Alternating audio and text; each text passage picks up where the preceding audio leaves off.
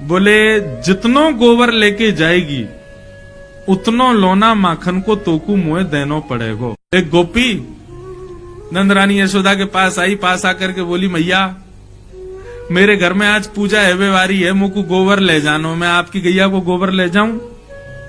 मैया बोली गोबर भी कोई मांगवे की चीज है? अरे भैया घी मांगवे आयो करें, दूध मांगवे आयो करें, दही मांगवे आयो करें, तू गोबर मांगवे आई? अरे गोबर तो बिना पूछे ले जानो चाहिए, ले जा। जैसी गोबर ले जाने के लिए वो गई तो सोई ठाकुर जी आ गए छोटे से। मैया इतने कहा कियो? मैया बोली कहा भयो तेने याकू गोबर ले जावे की क्यों कह दई? मैया बोली अरे लाला तू भी बात बनाए करे, बता गोबर ले जावे ना ले जावे में कोई अनुमति की जरूरत है? अरे ले जा रही है, ले जानते 9 लाख गैया हमारे यहाँ, इतना गोबर है कि सुमेरु पर्वत के समान पर्वत खड़ा है जाए गोबरन को, और तू बात गोबर के काजे रो रहा है? छोटे से ठाकुर जी बोले मैया तू ना जाने, गोबर गौ माने गैया, वर माने वहां को वरदान, वो गोबर है तो पता 33 करोड़ देवता गैया में रहे, लक्ष्मी को जगह नहीं मिली, तब लक्ष्मी ने आके बोली मैं कहां रहूं, तो लक्ष्मी को स्थान गोबर में दियो। मैया ये जो नंद बाबा के इतने बड़े बड़े रत्नन के जो है का महल बने भये हैं, हमारे घर इतनी संपत्ति है, ये सब गैया के गोबर की करामात है, और तेने वह गोपी को ऐसे ही कह दी कि ले जा गोबर है, मैं तो ना ले जान दूंगा, मैं तो वह गोपी है जाके अभी रोकूं। ठाकुर जी गए, गोपी के पास गए, गोपी गोबर उठा रही थी, ठाकुर जी बोली एरी नेक डट जा। अब ये भी विचार करते रहो, ये जगन्नाथ हैं, ये पूरे विश्व को बनाने वाला व्यक्ति छोटे से गोबर के लिए लड़ने जा रहा है। गोपी तो बोले ए नेक डट जा, कहां ले जा रही है गोबर? और नंदरानी यशोदा ने मुंह को कहिए ले जाओ गोबर है। बोले यशोदा ने कह दी लेकिन मैं गोपाल हूं, गैयान को असली पालक मैं हूं, मेरे बिना आज्ञा के तू नेक भी गोबर ना ले जा सके, या तो छोड़ दे यहीं पर। लाला ले जान दे, आज मेरे घर पूजा है। तो बोले ऐसे ना लेके जाएगी, कछु दे के जा गोबर के बदले। गोपी बोली बता कहा लेगा? बोले जितनो गोबर लेके जाएगी उतनो लोना माखन को तोकू मुए देनो पड़ेगो। मान तेने 1 परात गोबर धरो तो 1 माखन को लोना, 2 परात के 2 माखन के लोना, ऐसी जितनो गोबर ले जाएगी उतनो देनो पड़ेगो। गोपी बोली ठीक है लाला, ठीक है तो लाला तू गिनती कर, मैं लेके जा रही हूं। ठाकुर जी बोले गिनती हम पे आवे ना है, अब क्या करें? गोपी बोली ये तो बड़ी विचित्र बात है लाला, तो पे गिनती ना आवे तू कैसे गिनेगो? और मैंने कहीं 5-6 ले गई फिर क्या करेगो? ठाकुर जी बोले मुंह पे ना आवे लेकिन मैया पे आवे, और मैया अभी आवेगी ना गिनती करवे, तो क्या करें? बोले गोपी एक काम कर, तू जैसे 1 परात गोबर उठावे ना तो 1 गोबर की बिंदी मेरे माथे पे लगा दियो, फिर दूसरो गोबर उठावे से दूसरी बिंदी लगा दियो, ऐसे जितने गोबर उठावे उतनी बिंदी मेरे मुंह पे लगा दियो, फिर मैं जाके मैया ते गिनवा लूंगा और उतनो तो को बता दूंगा, उतनो माखन दे दियो। ये वो जगन्नाथ हैं जिन्होंने पूरे विश्व को बनाया, और आज यहां गोबर बेच रहे हैं और बदले में क्या ले रहे हैं? मक्खन, और वो भी मक्खन तब ले रहे हैं जब 9 लाख गैया घर में है। मतलब मक्खन की, दूध की, दही की कोई कमी नहीं है। लेकिन ये अब यहां पर आप क्या स्वीकार करोगे इस कथा में? क्या भगवान लोभी है? नहीं, प्रेमी है। इससे उस गोपी को भी सुख मिल रहा है और ठाकुर जी को भी आनंद आ रहा है। अब गोपी उठा रही है और उठा करके लाल जी के माथे पे 1 बिंदी लगा दे। अब सोचो ठाकुर जी कैसे लग रहे होंगे, हैं? सांवरे से ठाकुर जी, सिर पर मोर पंख पहने हैं, तिलक लगाए हैं, नन्हे से पीतांबरी पहने और गोबर की बिंदी लगवा रहे हैं अपने मुख पे, गो रोचन तिलक किए। और गोपी बार बार आवे, मक्खन उठावे, 1 बिंदी और लगा जा। और गोपी को इतना सुख लग रहा है, इतना आनंद आ रहा है ठाकुर जी को ऐसे गोबर की बिंदियों में देख के, और ठाकुर जी बिल्कुल सीरियस होके देख रहे हैं उसको, कहीं ज्यादा नहीं ले जाए। जैसे ही गोबर उठावे तो रुक, लगा बिंदी लगा यहाँ पे, वो बिंदी लगा जाए। अब बार बार बिंदी लगा के ठाकुर जी ऐसे मधुर मुस्कान ते आनंद है रहे हैं। गोपी को भी खूब आनंद आ रहा है। सो गोपी ने अब क्या कहा कि अब की बार गोबर उठायो, और लाला बहुत भारी है ने उठवाइयो। जैसे ही ठाकुर जी उठवाने गए सो गोपी ने सबरो गोबर ठाकुर जी पे डाल दियो। जैसे ही डारो पूरे ठाकुर जी गोबर में संलप्त है गए। ठाकुर जी दौड़े चौकड़ी मार करके मैया के पास, बोले मैया देख, मैया देख, मैया देख। मैया ने जैसी देखी पूरा गोबर में लपो भयो लाल जी। अरे लाला तू को कितनो नवाओ कितनो दबाओ, या गोबर में ही जाके खेले, देख काकल लियो, चला साफ करूं। मैया ध्यान ते करियो, क्यों बिंदी लगी वही है वो नहीं मिट जाए कहीं। हाँ ऐसे करियो कि बिंदी गिनती में आ जाए, उतनो मक्खन लेके आनो गोपी ते। ये कौन है? ये प्रेमी ठाकुर जी। अब इस कथा को सुना तो आप सबके चेहरे पर प्रसन्नता आ गई और जगन्नाथ जी प्रिय लगने लगे। नारद जी कह रहे हैं व्यास जी आपने सब जगह भगवान को भगवान बना दिया, लेकिन वो प्रेम भी करते हैं और हमारे प्रेमी भी बन सकते हैं। आपने कहीं नहीं लिखा, इसलिए आपका हृदय शांत है। ऐसा कुछ लिखो जिसको सुनने पढ़ने के बाद में सुनने वाला ठाकुर जी को भगवान ना माने, ठाकुर जी को अपना प्रेमी माने।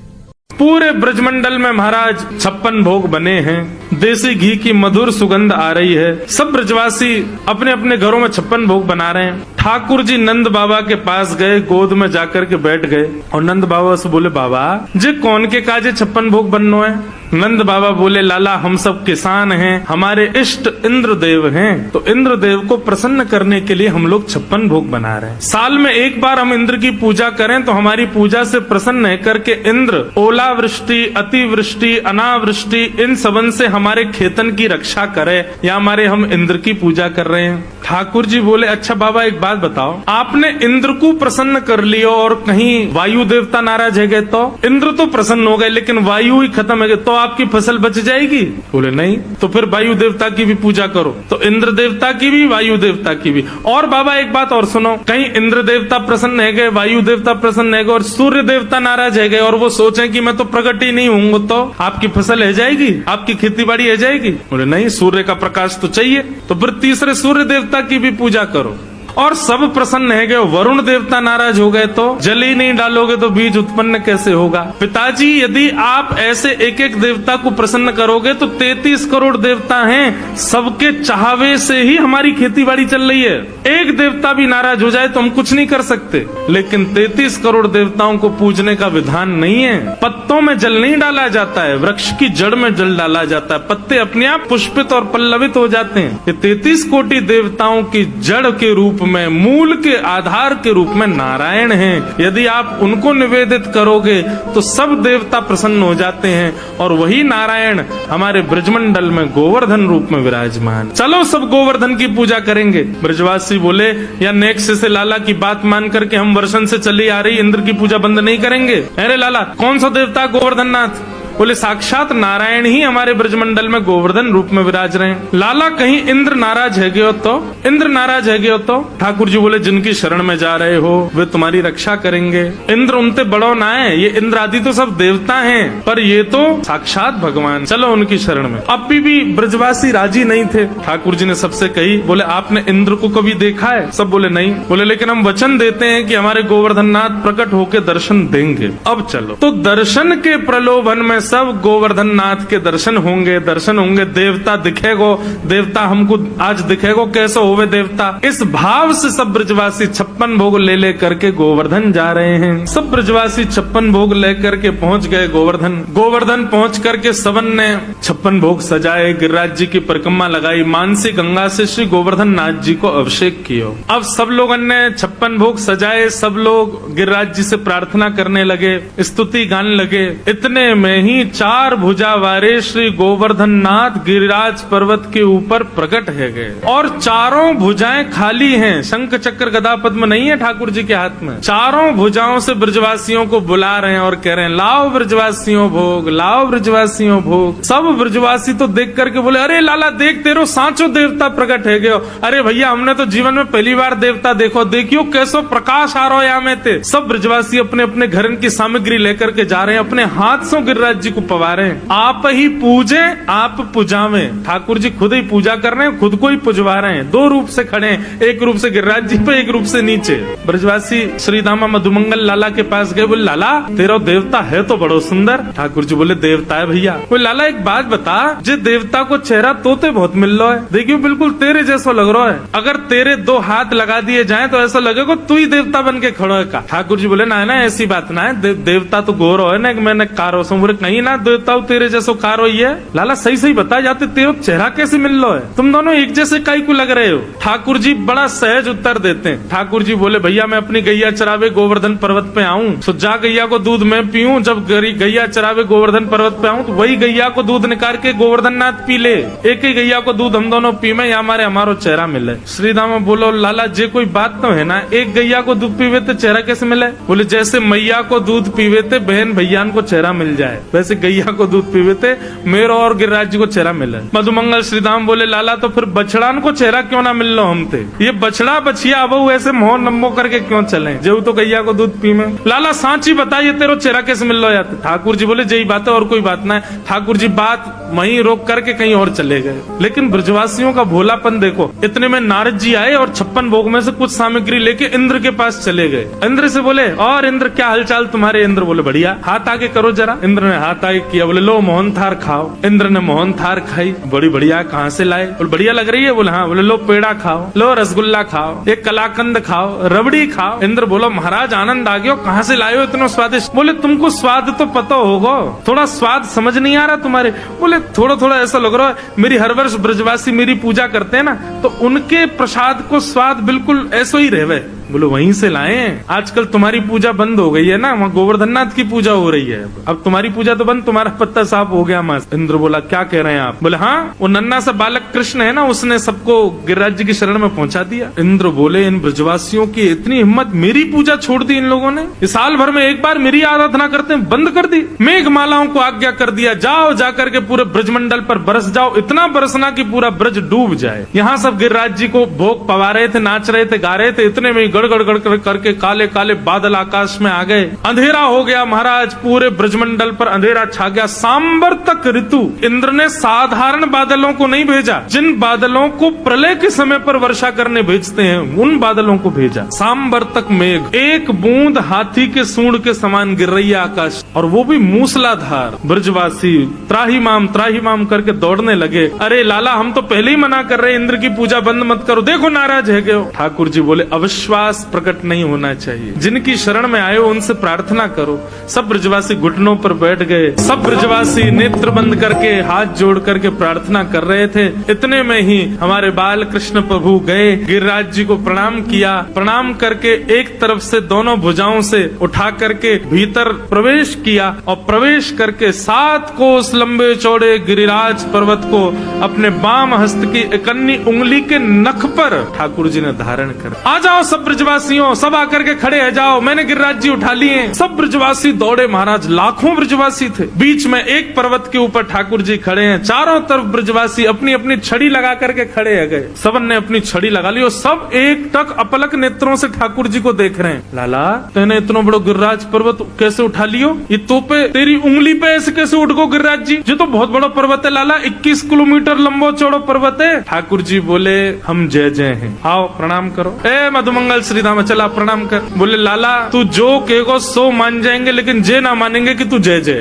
तू जय जय ना है, तू भगवान ना लाला, तू तो हमारो लाला है, तू तो हमारो सखा है, तू तो हमारो मित्र है, तू भगवान ना है। तेने ये गिरिराज जी भगवान बन के नहीं उठाए, तू सही बता तेरी उंगली में शक्ति कहाँ से आई। ठाकुर जी के नेत्र बंधुओं सजल हो गए। कितने भोले, कितने सरल, कितने सहज ब्रजवासी, ये मानते ही नहीं है कि मैं भगवान। ठाकुर जी बोले बताऊं मैंने कैसे उठाए। बोले बता। बोले पहले आप सब अपनी छड़ी हटाओ। ठाकुर जी सब ब्रजवासी बोले लाला छड़ी हटा देंगे तो गिरिराज जी नीचे आ जाएंगे। बोले तो फिर मैं अपनी उंगली हटा लूं, तुम लोगों की छड़ी पर टिक रहे हैं तो। बोले हाँ लाला तू अब हटा ले एक बार, ये हमने छड़ी लगा ली यही पर टिक गए। ठाकुर जी ने जैसी उंगली नीचे करी सोई सबन की छड़ी टूट गई, गिरिराज जी नीचे आने लगे। ओ लाला संभाल संभाल। ठाकुर जी ने फिर से उंगली लगाई, अब तो दूर दूर तक कोई सपोर्ट नहीं, अकेले ठाकुर। लाला तू सच में जय जय हम प्रणाम करो। ब्रजवासी बोले सच बता लाला, आनंद मत लेवे हमते, तू बता दे तू कौन है। तो तू है तो हमारो लाला, जे बता तू बस शक्ति कहाँ से आई। कछु माखन को बल बढ़ो और कछु आप गोप ग्वालन ने मेरी सहायता करी। सब गोप ग्वाल बोले लाला तू माखन तो बहुत खावे,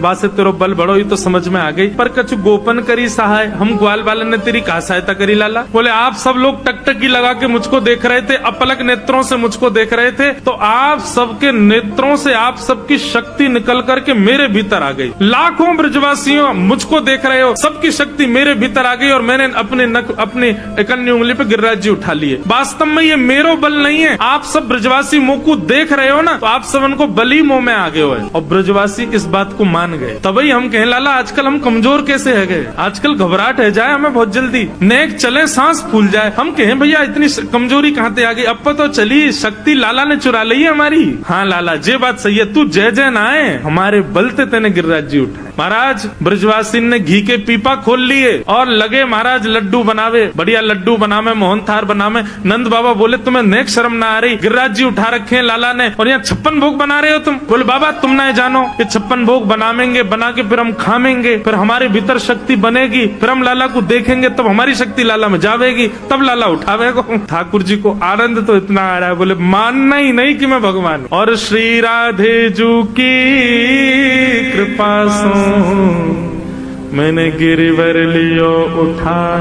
अरे लाला श्री राधा रानी की तो पे कहा कृपा भाई जो तेने गिरिराज जी उठा। जिस शिला पर ठाकुर जी खड़े थे उसके पीछे जाकर के जब देखा तो एक पद्मासन में श्री किशोरी जी बैठी हैं और अपनी भ्रगुटी से गिरिराज जी को देख रही हैं। ठाकुर जी ने तो उंगली पे गिरिराज जी उठाए पर किशोरी जी की तो दृष्टि पर गिरिराज जी टिक गए। श्री राधे जू की कृपा से मैंने गिरिवर लियो उठा। 7 दिन 7 रात्रि तक ठाकुर जी ने गिरिराज जी धारण किए। 7 दिन बाद इंद्र ने अपने दूतों से पूछा कि ब्रजमंडल बह गया हो, सब मर गए हो तो वर्षा बंद कर दो। सब ने कही बोले महाराज मां तो 56 भोग जय रहे हैं सब रे और धूल उड़ रही है ब्रजमंडल में। 7 बरस के ठाकुर जी अपने इकन्नी उंगली पर गिरिराज जी धारण करके खड़े हैं। आकाश में सुदर्शन चक्र इतनी द्रुत गति से चल रहे हैं कि पूरे पानी को सुखो रहे हैं। शेषनाग ने बांध बना दिया, बाहर का पानी भीतर नहीं आ रहा और एक कोने पर अगस्त मुनि बैठ करके पूरे जल को पी रहे हैं। धूल उड़ रही है ब्रज में। इंद्र को पता चल गया राम राम मैंने बहुत बड़ा अपराध कर दिया। ठाकुर जी चरणों में आ गया। ठाकुर जी ने गिरिराज जी पुनः पधरा दिए। इंद्र ने भगवान की स्तुति गाई और सब ने श्री गोवर्धन नाथ जी का मधुर जय जयकार किया।